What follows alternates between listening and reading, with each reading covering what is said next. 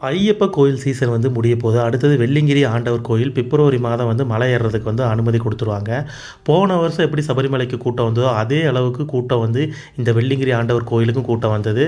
தமிழ்நாடு மட்டும் இல்லாமல் ஆந்திரா, கர்நாடகா, தெலுங்கானா சொல்லி ஏகப்பட்ட பக்தர்கள் வந்து வந்திருந்தாங்க. போன வருஷம் பார்த்திங்கன்னா மலை ஏற முடியாமல் ஒரு 6 பக்தர்கள் பார்த்திங்கன்னா இயற்கை எய்திட்டாங்க. அதாவது தமிழ்நாடு அரசும் சரி, வனத்துறையும் சரி, இங்கே இருக்கக்கூடிய பொதுமக்களாக நாங்கள் சொல்லக்கூடியது, உடல்நிலை சரியில்லாதவங்க, உயர் ரத்த அழுத்தம் இருக்கவங்க, இதய நோய் இருக்கவங்க, உடல்நிலை சரியில்லாதவங்க வந்து மலை ஏற வேண்டாம். மலை ஏற முடியலையேன்னு சொல்லி கவலைப்பட வேண்டாம். மலை அடிவாரத்தில் தான் சிவபெருமான் வந்து பிரம்மாண்டமாக லிங்க ரூபத்தில் வந்து நம்மளுக்கு காட்சியளிக்கிறாரு. இந்த மலையை வந்து தொட்டாலே நம்ம காலடி பட்டாலே போதும்.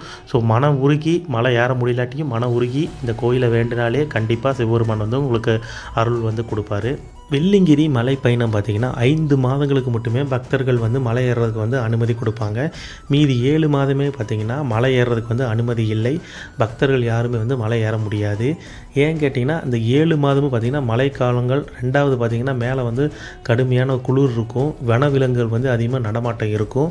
அதனால் மேலே போகிறதுக்கு வந்து பக்தர்களுக்கு வந்து அனுமதி இல்லை. பிப்ரவரியிலேருந்து ஜூன் மாதம் மட்டும் வரைக்கும் பக்தர்கள் மலை ஏறுறதுக்கு வந்து 5 மாதங்கள் மட்டுமே அனுமதி வந்து கொடுக்குறாங்க.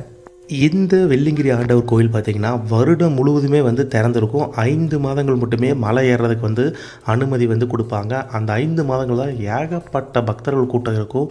எல்லா மாநிலங்கள்லேருந்தும் கூட இங்கே பக்தர்கள் வருவாங்க.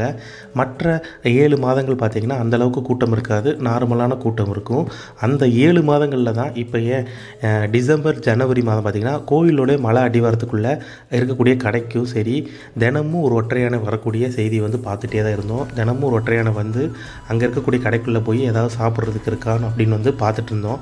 ஆனால் சீசன் ஆரம்பிச்சிருச்சுன்னா அந்த யானைகள் எதுவுமே வராது.